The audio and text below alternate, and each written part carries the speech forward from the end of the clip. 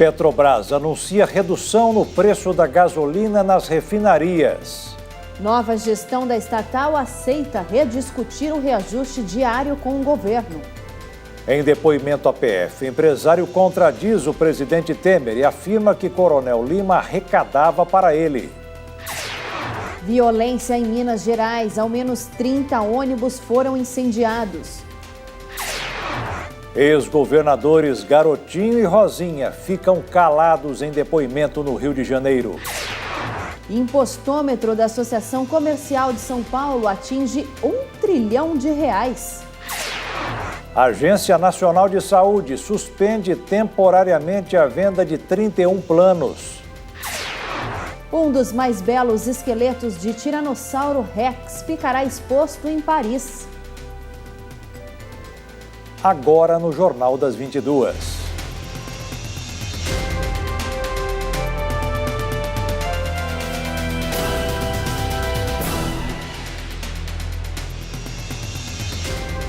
Olá, muito boa noite. Boa noite. Hoje foi mais um dia de reuniões em Brasília. O Comitê da Crise avaliou a retomada do abastecimento após a paralisação dos caminhoneiros. O emprego das Forças Armadas que atuaram para liberar as estradas durante a greve não será prorrogada, segundo o governo. O esforço agora é impedir que novos aumentos nos preços da gasolina e do gás virem uma crise incontrolável. Pela manhã, o grupo que faz o monitoramento diário da crise se reuniu mais uma vez no Palácio do Planalto. No encontro, autoridades avaliaram a retomada do abastecimento do país após a paralisação dos caminhoneiros. O ministro-chefe do Gabinete de Segurança Institucional, Sérgio Etchegóin, disse que o abastecimento está normalizado e que agora o foco será no sentido de fiscalizar as medidas adotadas para reduzir o preço do diesel. Segundo ele, o governo se esforça também para priorizar as conversas com o Congresso, no sentido de fazer avançar a votação das medidas acertadas com os caminhoneiros que dependem da aprovação do Legislativo. O ministro confirmou que não vai prorrogar o decreto de garantia da Lei da Ordem que autorizou as Forças Armadas a desbloquear as rodovias. E o governo, nesse momento, como eu lhes disse, está se reajustando para a fiscalização disso e todo o esforço e todo o poder de polícia que o governo tem será posto no esforço de garantir os 46 centavos, como é previsto. Fora disso, não há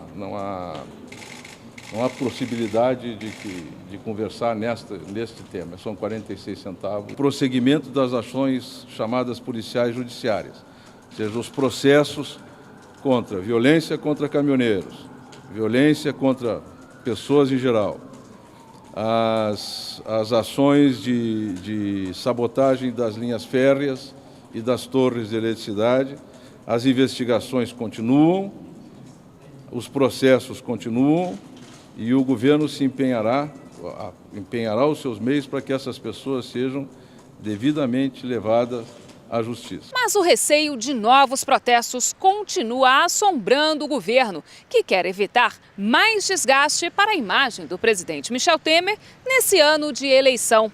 O esforço agora é para impedir que novos aumentos no preço da gasolina e do gás virem uma crise incontrolável. Nesta segunda-feira, representantes do Ministério de Minas e Energia, da Fazenda e da Agência Nacional de Petróleo voltaram a discutir alternativas para acabar com os reajustes diários nos preços dos combustíveis, sem interferir de forma direta na política de preços da Petrobras. Desde 2016, a política de preços de combustíveis da estatal está interligada com o valor do dólar e o preço do barril no mercado internacional. Para tentar proteger o consumidor de uma grande variação do preço, o ministro de Minas e Energia, Moreira Franco, defende que seja criado um colchão tributário, um imposto que seria cobrado a mais quando o preço da gasolina caísse na refinaria e a menos quando o preço subisse. Para que esse modelo funcione, a equipe de Temer tentará fazer um acordo com os governadores,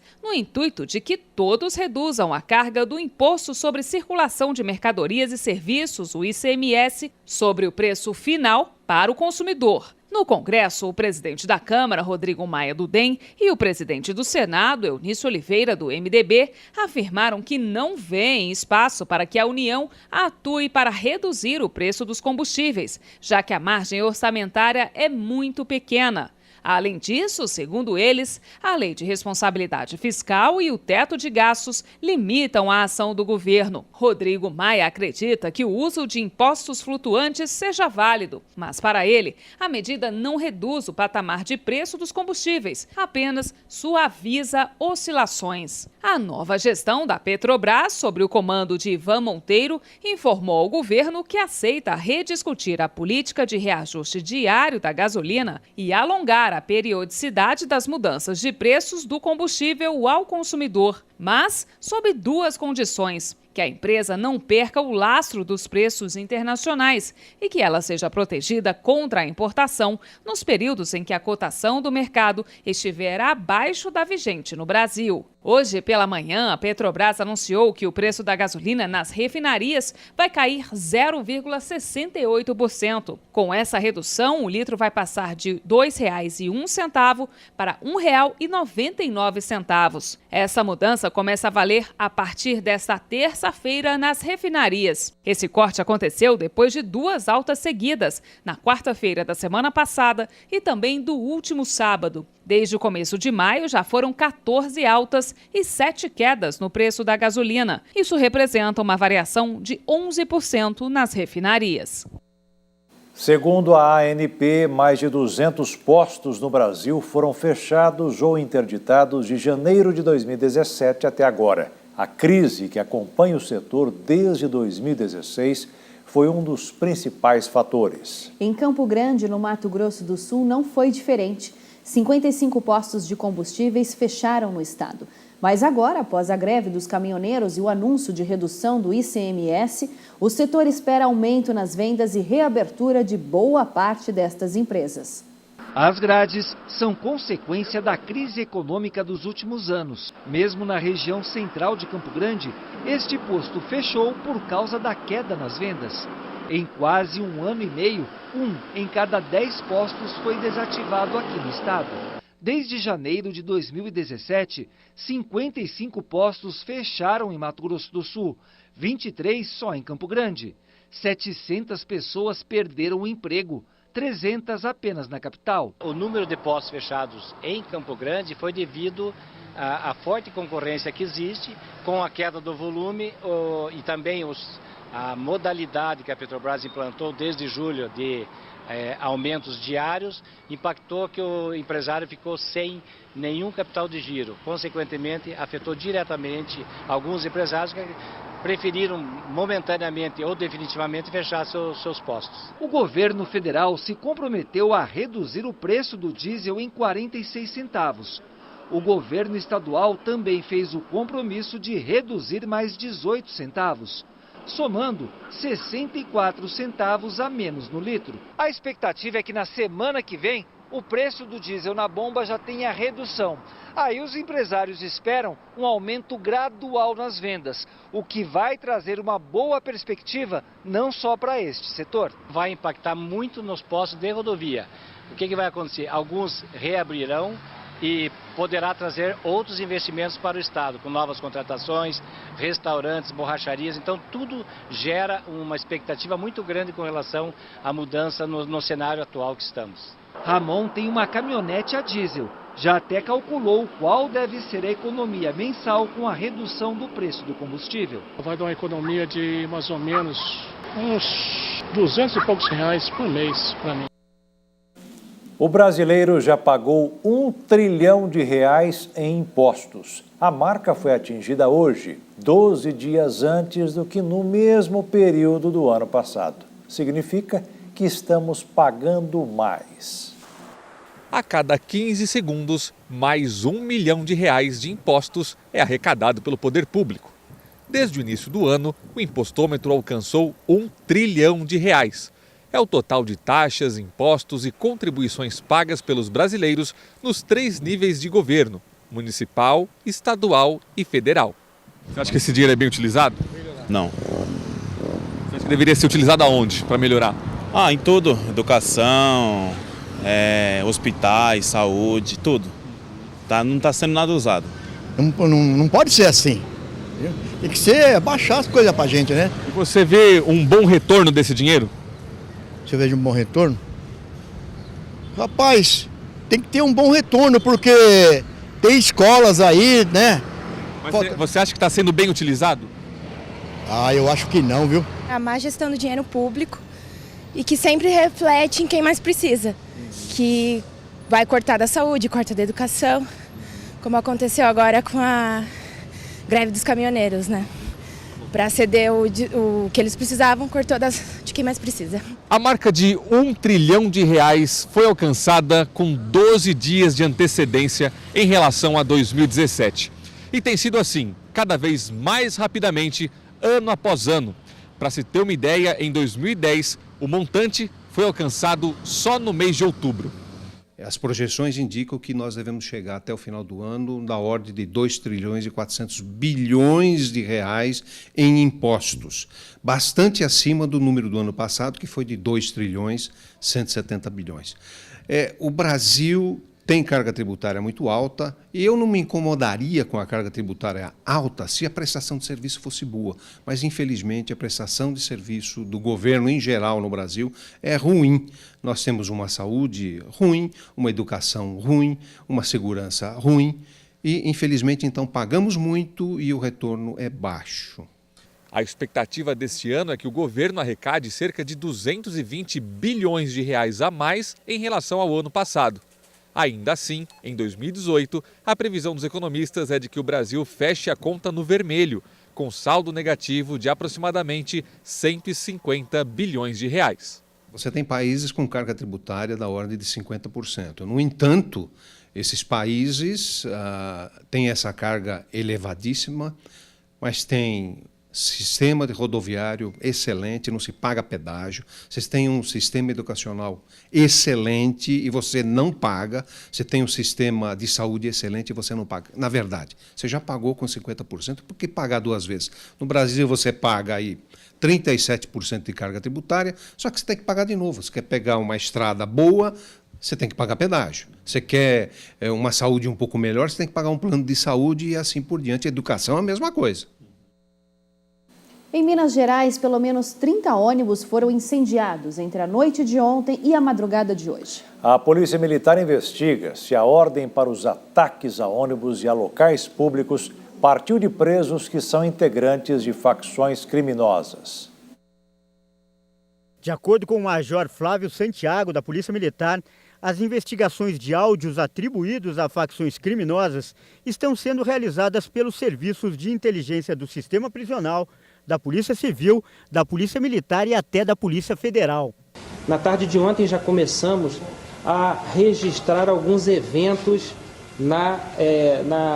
no estado de Minas. Especula-se origem criminosa por facções criminosas, mas existe muita tramitação de informação pela internet não confiável. Agora, quem vai dizer são as inteligências envolvidas no processo. Inteligência do sistema prisional, inteligência da Polícia Civil, que está fazendo essa investigação, inteligência da Polícia Militar, ou seja, inteligência do sistema de segurança pública, inclusive com a Polícia Federal. A Polícia Militar informou que tem conhecimento de 35 ônibus atacados em 14 cidades do estado.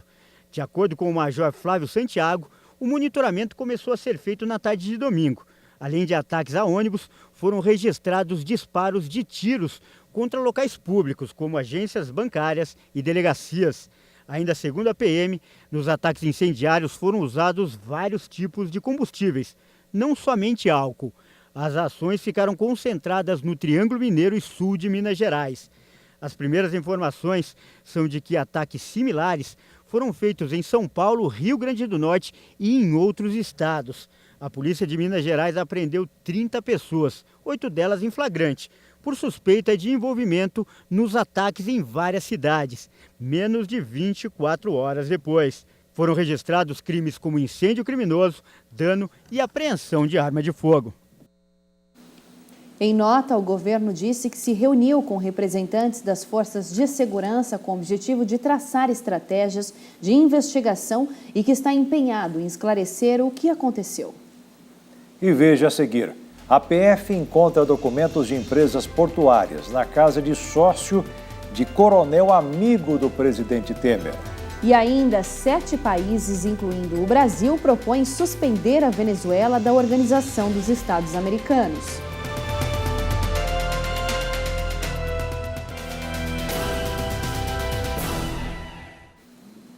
Documentos inéditos sobre a busca e apreensão da Polícia Federal na Operação Scala apontam novas conexões entre empresas do setor de portos na mira das investigações.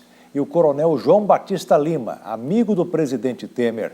As investigações estão sob sigilo.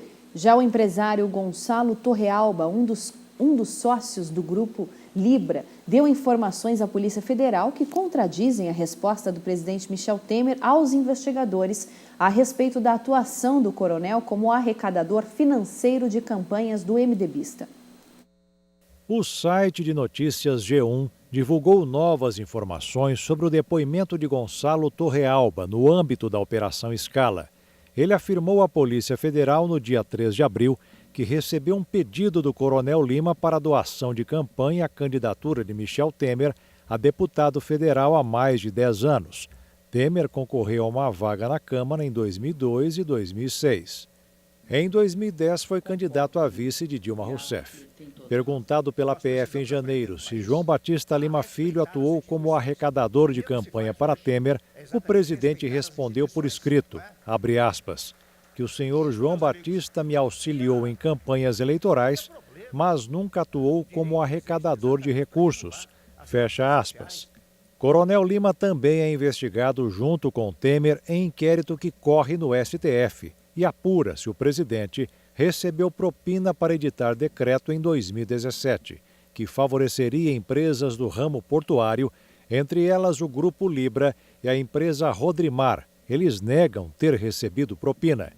Gonçalo Torrealba, no entanto, disse que não fez doações porque a empresa e os sócios, ele e os irmãos, doavam para candidaturas majoritárias e partidos.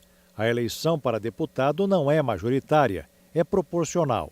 Ele afirmou que conheceu João Batista Lima Filho, chamado de Coronel Lima, quando ele foi coordenador de campanha de Temer a deputado há mais de 10 anos, que solicitou a colaboração do declarante para doação e que se encontrou mais algumas vezes com João Batista até informar definitivamente que não poderia doar para Temer.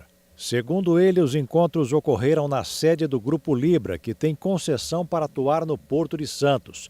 O ministro Luiz Roberto Barroso expediu mandado de prisão temporária para Gonçalo e os irmãos, mas ele estava fora do país e não foi detido no dia da Operação Scala. Depois, compareceu para prestar depoimento e foi liberado com compromisso de comparecer quando chamado. O empresário afirmou que conheceu Temer há cerca de 15 anos e que, como deputado, ele o recebia para ouvir demandas institucionais da área portuária.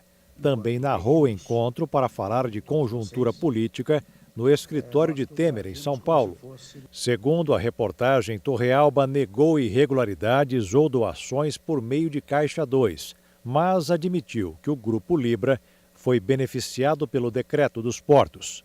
O site revela ainda detalhes da Operação Scala, que foi deflagrada em 29 de março, sobre documentos inéditos apreendidos na ação dos federais. Na casa de Carlos Alberto Costa, sócio do Coronel Lima, os investigadores encontraram uma bolsa contendo documentos das empresas Rodrimar, Companhia Docas do Estado de São Paulo e Libra em um depósito. Ainda na casa dele, no closet do quarto de um bebê, foi encontrado um arquivo morto com dados da Codesp e um arquivo morto com dados do Grupo Libra, contratos, aditivos contratuais e receitas financeiras. Os relatórios de busca e apreensão não esclarecem de quem se trata o bebê, apenas que o quarto do bebê fica no segundo piso da residência do sócio do Coronel Lima. As buscas reforçam a ligação que está sendo investigada pela PF sobre um suposto vínculo entre o coronel e a empresa Rodrimar, suspeita de pagar propina em troca de um decreto assinado pelo presidente. O delegado Kleiber Malta Lopes, responsável pelo inquérito dos portos, ouviu em 17 de maio o contador Almir Martins, que presta serviços para a AGEPLAN e foi contador das campanhas de Temer em 1994, 98, 2002 e 2006. A AGEPLAN pertence ao coronel aposentado da PM João Batista Lima Filho, amigo do presidente Michel Temer. Lima foi preso na Operação Scala, suspeito de receber R$1 milhão do grupo JF para o presidente. A PF suspeita que o contador Almir Martins seja laranja do coronel Lima. O Palácio do Planalto afirmou que o próprio Gonçalves Torrealba disse em seu depoimento que jamais tratou de irregularidades com o presidente Michel Temer e que nunca realizou doações à campanha dele. De acordo com o Planalto, isto confirma a afirmação do presidente Temer que o coronel João Batista Lima não atuou como arrecadador financeiro de suas campanhas. O Grupo Libra afirmou que colabora com a Justiça e está à disposição das autoridades. A Rodrimar afirmou que não teve acesso aos documentos que teria sido citada, mas reiterou que nunca recebeu nenhum privilégio ao poder público. A defesa do coronel da PM, João Batista Lima, e de seu sócio, Carlos Alberto Costa, disse que os dois afirmam que jamais cometeram algum ato ilícito. A Agência Nacional de Saúde Suplementar vai suspender a venda de 31 planos de saúde de 12 operadoras no país. As penas são resultados de inúmeras reclamações por parte dos clientes. Juntos, os planos de saúde suspensos têm quase 116 mil clientes. Segundo a ANS, para quem já tem o contrato com a operadora, nada muda. O objetivo da medida é evitar que os planos sejam vendidos a novos clientes, antes das operadoras resolverem os atuais problemas. A Agência Nacional de Saúde explicou que se melhorarem o serviço prestado e tiverem redução do número de reclamações, a punição termina e a operadora é liberada daqui a 3 meses. E 33 planos de 16 operadoras que haviam sido suspensos serão reativados a partir da próxima sexta-feira. O cartão de crédito é um dos vilões do orçamento das famílias brasileiras, mas pode ser o mocinho. Basta saber usar que não vai faltar dinheiro no fim do mês para quitar a fatura. Ainda mais agora com novas regras. O Jorge admite que já se enrolou várias vezes com o cartão. Já tive problema assim com o cartão, porque quando a gente cai no crédito rotativo, isso aí vira uma bola de neve. E não foi só ele. Vocês já tiveram problema com cartão de crédito, de a dívida virar uma bola de neve? Já. E o que você fez para sair dessa situação? Ainda não consegui sair. Para acabar com essa dívida sem fim ou bola de neve, começaram a valer as novas regras que o Conselho Monetário Nacional aprovou há 2 meses. O principal objetivo é dar ao cliente a opção de escapar das taxas abusivas do cartão. A tendência sim é de melhora, principalmente em relação às taxas de juros de cartão de crédito, porque o cliente vai ser obrigado a optar por uma linha de crédito que vai ser necessariamente mais barata do que a linha do rotativo. E, ao mesmo tempo, dá um espaço para que o setor de cartões também se expanda fora dos grandes concentradores. A principal mudança está no valor mínimo pago em cada fatura. Antes, o consumidor era obrigado a pagar 15% dos gastos totais do mês. Agora, a instituição bancária é quem vai estabelecer o valor mínimo de acordo com o perfil do cliente e também de acordo com a política de crédito da instituição bancária. O consumidor só vai precisar ser avisado com 30 dias de antecedência. Outra mudança é sobre o percentual da fatura. Quem paga o mínimo de 15% continua naquela faixa dos juros e 300% ao ano. Quem consegue quitar o total da fatura paga 240%. Quando você vai fazer uma compra, ele é uma opção, tanto para um momento em que você está um pouco desprovido de dinheiro, finais de mês, próximos a recebimento de salário, como ao mesmo tempo também o cartão de crédito é um instrumento importante no momento que você quer comprar algo com valor agregado mais alto e quer parcelar em algumas vezes. Mas sempre esse parcelamento tem que se ter muito cuidado. E quem acabou não se controlando e trocou os pés pelas mãos pode seguir a dica do Jorge. Primeiro passo, você vai no banco e renegocia a dívida, né, e bloqueia o cartão. Porque se for ficar pagando o mínimo do rotativo, aí isso daí não tem fim. E agora, você usa cartão de crédito só para emergência e quando paga, paga tudo ou ainda tenta parcelar? Só o necessário para parcelamento e quando vem a fatura procuro pagar o total. O consumidor brasileiro tem que sempre lembrar que o crédito é aquilo que não vai te faltar. Então sempre, se for optar por um consumo de um produto que você pode segurar nesse momento, você pode evitar a compra por compulsão, evite a compra por compulsão. Mantenha-se sempre dentro daquele contexto de o mínimo sempre melhor. Ministros de vários países falaram hoje sobre a suspensão da Venezuela da Organização dos Estados Americanos. O ministro das Relações Exteriores do Brasil, Aloysio Nunes Ferreira, defendeu a medida. Ministros dos países membros da OEA participaram da Assembleia da organização em Washington, nos Estados Unidos. A crise política e humanitária na Venezuela é o principal tema do encontro.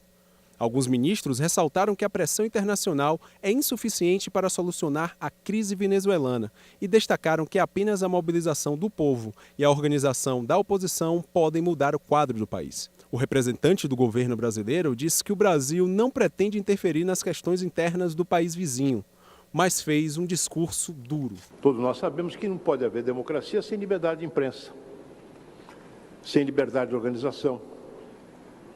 Não há democracia sem um judiciário independente capaz de dar remédio às arbitrariedades do poder contra os cidadãos. Não há democracia sem regras claras que permitam a participação dos cidadãos organizados em partidos políticos nas deliberações que dizem respeito aos rumos do seu país. A pergunta que se faz, e sobre a qual eu tenho um ponto de vista, é se os traços essenciais da democracia, meu prezado chanceler, estão presentes na Venezuela hoje. Vou lhe dizer com toda a lealdade e franqueza, o senhor conhece a nossa opinião. A representação entende que não. A Venezuela é uma grave preocupação para todos nós nesse momento. E digo isso com um sentimento fraternal em relação ao povo venezuelano. Deve emanar dessa reunião uma mensagem clara que nós rejeitamos o autoritarismo e que nós estamos decididos a honrar e a fazer honrar o compromisso político essencial com a democracia representativa, tal como está disposto na Carta Democrática. Aloysio Nunes também reforçou que o governo brasileiro está disposto a ajudar a Venezuela. O país vive uma grave crise política e econômica e o Brasil tem recebido milhares de refugiados. Nós já oferecemos, senhor chanceler, mais de uma vez ao seu governo uma colaboração que deve ser definida em termos de um diálogo. Evidentemente, não queremos impor nada ao seu país, mas já oferecemos mais uma vez uma parceria em torno de questões de vigilância epidemiológica, de fornecimento de vacinas, dos quais o Brasil é um produtor de renome internacional. Oferecemos também um diálogo, especialmente com as forças de defesa e de segurança venezuelana, a respeito da segurança das fronteiras. E desejamos que esse diálogo possa prosperar. Até agora, infelizmente, não tivemos uma resposta conclusiva da parte do seu governo, mas continuamos abertos para isso. Não queremos nenhuma ingerência, mas apenas de igual para igual estabelecemos uma agenda de colaboração que nos permita ajudar na superação dos problemas do dia a dia do povo venezuelano. O ministro venezuelano das Relações Exteriores rebateu as críticas. Ele questionou a legitimidade do presidente Michel Temer e afirmou que políticos da esquerda estão sendo perseguidos no Brasil. Como exemplo, citou os ex-presidentes Lula e Dilma Rousseff. ¿Cuántos votos sacó el presidente Temer? Es una pregunta válida en este momento, ¿no? Es el expresidente Luis Ignacio Lula da Silva. ¿Dónde están sus derechos? Está encarcelado también.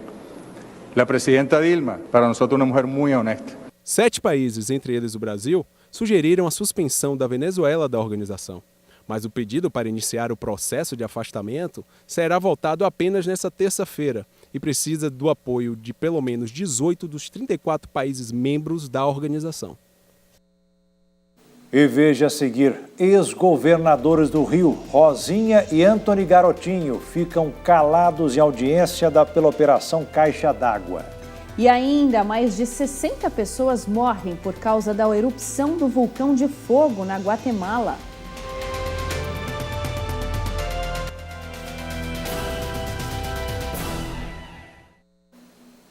Os ex-governadores do Rio de Janeiro, Rosinha e Antony Garotinho, mantiveram o silêncio numa audiência pela Operação Caixa d'Água hoje. Garotinho disse ter os direitos cerceados porque a Justiça foi quem escolheu os advogados para defender o casal. O ex-governador Antony Garotinho afirmou que o advogado do casal não pôde estar presente por conta de uma cirurgia e que não achava justo ser defendido por um advogado escolhido pela Justiça. O ex-governador também disse que nessa situação ele e sua esposa, Rosinha Garotinho, tiveram seus direitos cerceados. A ausência de uma defesa foi usada por Garotinho para ficar em silêncio na audiência. Os ex-governadores do Rio de Janeiro foram denunciados pela Justiça Eleitoral Fluminense na Operação Caixa d'Água. As denúncias apontaram contratos fraudulentos para prestação de serviços para a Prefeitura de Campos. Ainda de acordo com a denúncia, empresários eram coagidos a pagar propina ao governo municipal. O dinheiro seria usado para pagamento de campanha eleitoral. Garotinho, Rosinha e mais 6 pessoas estão presos desde novembro de 2017. Mais de 2 milhões de trabalhadores ainda não sacaram o PIS/PASEP. Veja essa e outras notícias nos destaques da economia.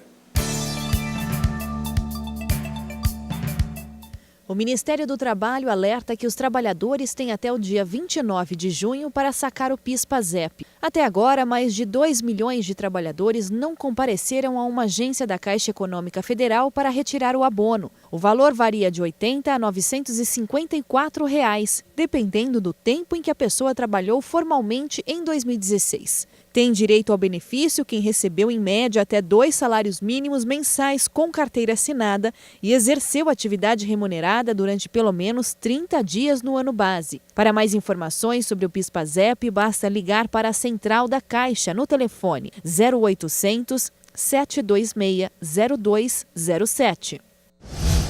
O comércio eletrônico deixou de faturar R$ 407 milhões durante o período da greve dos caminhoneiros. O número de pedidos diários teve uma redução média de 20% nos 11 dias de paralisação.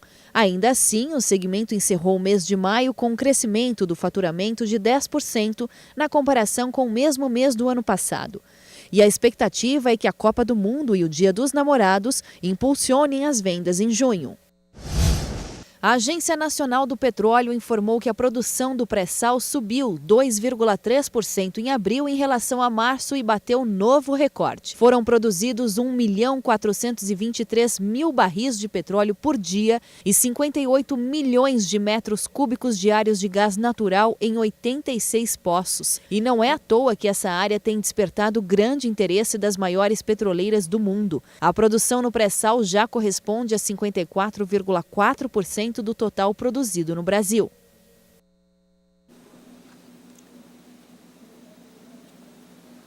No mercado financeiro, o dólar fechou em baixa nesta segunda-feira. A moeda norte-americana caiu 0,62% e fechou em R$ 3,743.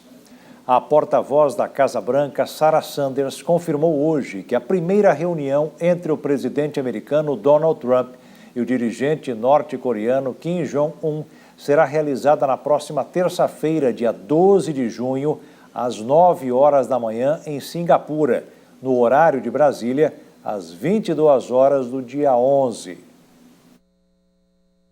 O anúncio foi feito nesta segunda pela Casa Branca. A porta-voz, Sarah Sanders, afirmou que o governo americano sente que as coisas estão andando para frente e que foi feito um bom progresso. Segundo ela, a equipe avançada da Casa Branca, que conta com pessoal militar, de segurança e técnico, já está em solo em Singapura, finalizando os preparativos e permanecerá lá até que a reunião comece. Sanders também informou que Trump está recebendo informações diárias sobre a Coreia do Norte na preparação do encontro histórico. A expectativa é de que a cúpula se concentre nos esforços dos Estados Unidos de fazer com que os norte-coreanos abandonem o programa nuclear. Ainda não está claro se Pyongyang está disposta a dar esse passo ou se está usando a promessa de negociações como uma forma de facilitar a campanha de pressão máxima de Trump.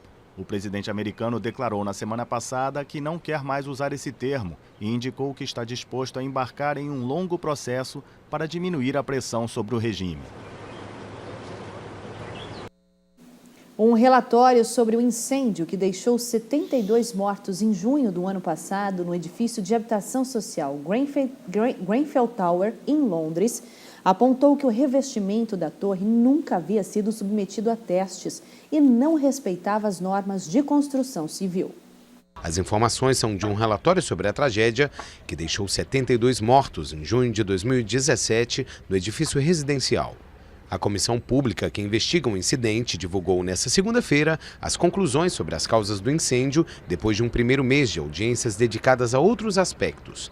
O relatório indica que o revestimento e outras falhas na construção fizeram com que a ordem dada pelos bombeiros aos moradores para permanecerem dentro de casa fosse contraproducente. A investigação também apontou o material de revestimento como causa de numerosos incêndios internos e uma enorme quantidade de fumaça no prédio de 24 andares. O incêndio começou em uma geladeira defeituosa e devastou o arranha-céu em poucas horas.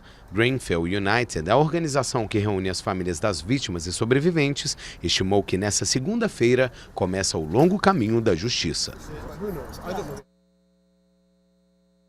Segundo o Instituto Forense da Guatemala, ao menos 62 pessoas morreram por causa da erupção do vulcão de fogo que expeliu grandes colunas de fumaça e fragmentos. As autoridades ordenaram a saída de milhares de moradores de suas casas. Os socorristas buscavam nesta segunda-feira desaparecidos depois da potente erupção do vulcão de fogo na Guatemala, que deixou mais de 30 mortos. O vulcão deixou vítimas em várias comunidades localizadas na margem sul do monte. No total, 3.263 pessoas foram retiradas de suas casas e 1.600 levadas para abrigos nos departamentos de Escuintla e Sacatepeques, que junto com Chimaltenango são os mais atingidos. Segundo o Instituto de Vulcanologia, a erupção acabou depois de 16 horas e meia de atividade, mas existe a chance de uma retomada. O presidente Jimmy Morales decretou 3 dias de luto e estado de emergência em várias regiões. A primeira erupção do vulcão de fogo foi em janeiro deste ano. E veja a seguir, o ex-prefeito de São Paulo, João Dória, é multado em R$200 mil por uso de slogan. E ainda, esqueleto real de Tiranossauro Rex é atração no Museu de História Natural em Paris.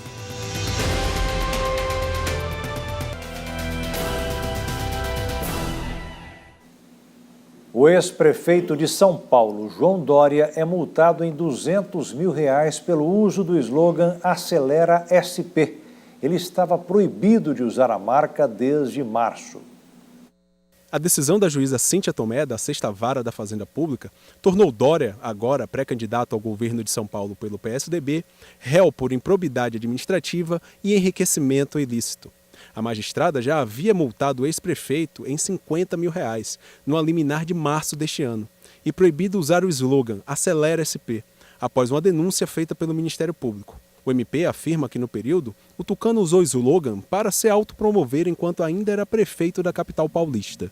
A assessoria de Dória informou que vai recorrer da multa. Cíntia Tomé informou que, a partir de agora, o pré-candidato pode usar o slogan, já que, após a renúncia do cargo de prefeito, ele deixou de ser um agente político.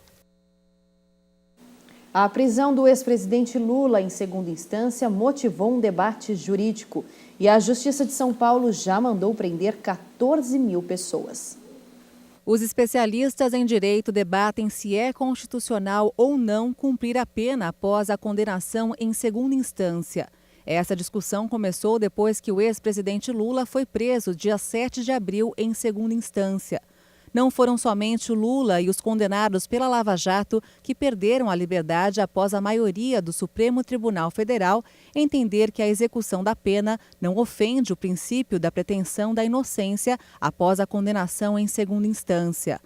O levantamento da Defensoria Pública mostrou que foram expedidos quase 14 mil mandados de prisão pelo Tribunal de Justiça de São Paulo entre fevereiro de 2016 e abril de 2018, com base nesse entendimento. A discussão sobre o debate deverá continuar até o STF julgar 2 ações declaratórias de constitucionalidade que vão definir sobre o que se entende juridicamente a respeito da prisão automática depois da condenação em segunda instância. Ainda não há prazo para o julgamento.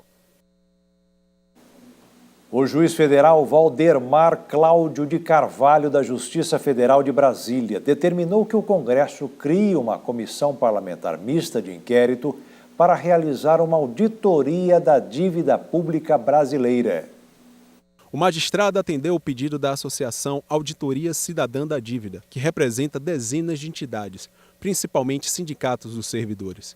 A entidade diz que o objetivo da ação é obrigar o Congresso a cumprir a Constituição, que determina o exame analítico e pericial do endividamento externo brasileiro. No pedido, a entidade diz que em 2016 a dívida pública alcançou 4 trilhões e 500 bilhões de reais e esse valor vem crescendo.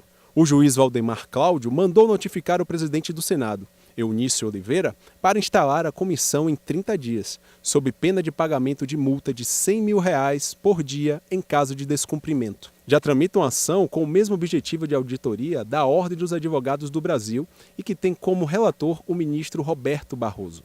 A CPI terá até o final do atual governo, que termina em fevereiro de 2019, para concluir os trabalhos.